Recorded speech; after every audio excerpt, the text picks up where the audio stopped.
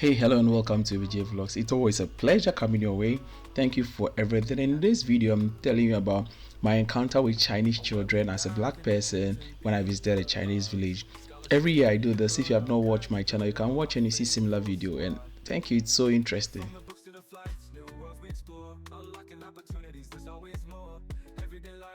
So the bus is here, we are ready, and I went with my teachers and some of my friends, this time with a very small bus, but we are ready and going to explore and then also teach the kids in the village to let them know how city life is.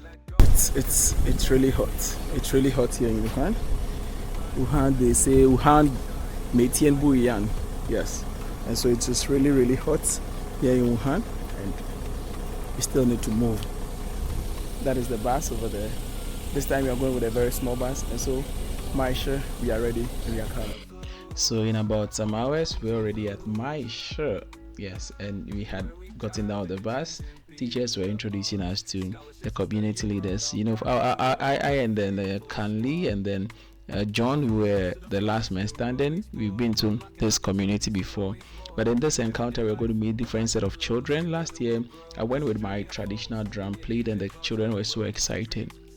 But this year I did not go with the drum, and so I did not know exactly what I was going to teach the kids. But all the same, I knew it was going to be an interesting encounter because these kids are very happy to see foreigners visit them.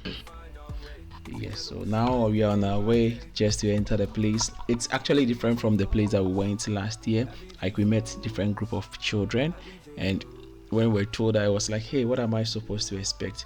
But actually it is kind of like a community center. One thing about I love about Chinese communities are that it's a village, it's a countryside, but the things in there do not depict countryside because the kind of development that you see in there. And so if you are new to this channel, you subscribe, share for others to know what we are doing. But the other spot, I saw this lady at the corner of the room and she was doing some painting. I was so amazed, so I had to approach her and I spoke with her, although my Chinese was very poor, but then she could understand a bit of English. So I asked her, she said, yeah, this is what I've learned, this is what I do. Actually, she's a student, but she comes around her spare time just to have fun, draw herself and all of that. And we had very good conversation. I was actually impressed knowing that this lady can do such a thing. My father can draw very well, he's an artist, but I'm not, I'm a YouTuber. So we had to take turns to teach the kids at least something that is peculiar to our country or something that we know. And so we started, and then the kids are very wonderful and they coped very well, although we had some people, because it was their first time seeing foreigners, they were like, they had a mixed feeling, they didn't know what to expect. But always it's very fun when you are with Chinese children. I have not taught in China before like it. This is exactly what I have done. So you could see even some have to make some moves, dance for the kids to know exactly how foreigners are like, and the fact that they should not be afraid of foreigners, because we have some kids for their first time seeing foreigners, they're going to be afraid because they have never seen such before. And so this kids, because we introduced them that, oh, we are all one people and from different cultures, they were so happy having us there. And this time we took them to Guinea, Ghana, we took them to Laos, we took them to Cambodia, we took them to Pakistan, we took them to South America. Yes, just telling them about the culture of people in there so they could just be happy.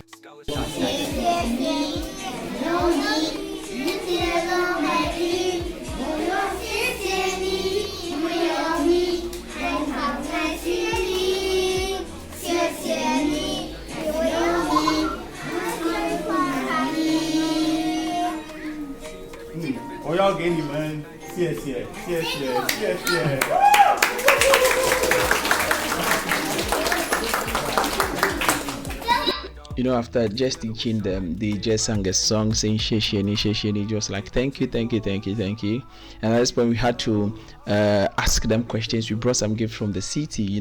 They are in the community, like the countryside, the county, and so we brought books and stuff from the city, that is Wuhan, and so we needed to give to them, but we didn't want to be biased, although every kid in there got a special gift, but we needed to ask them questions so we can interact with them.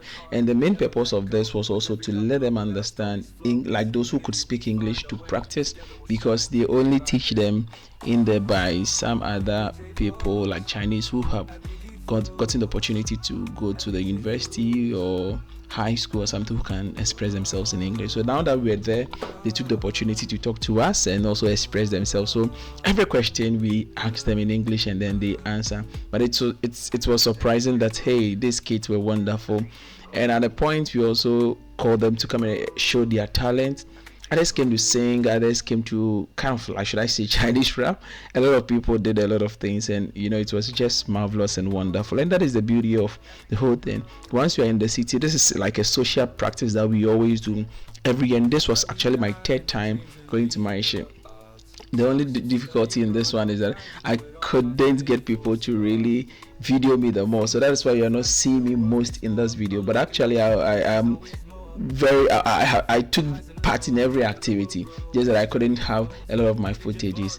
But so soon we're done, and we had to just come out. When we came out, hey, Chinese, or we say China, Metien Buihan, like every day is different. And so we came just this short while. It had rained severely, and we needed just to wait for our bus, get in there, go to the hotel, relax, and then wait for the following day's activity. But actually, this is the building that we came in. So that's why I'm saying that it doesn't look like a county, because this is like a countryside. But you can see actually the infrastructure, the pavement. This is just a portion. But you can watch my next video that I'll post so you can understand how the village setting is like. Until then, I'll see you in the next one. I love you all. I love you so much. Bye bye. Unlocking opportunities, there's always more. Everyday life.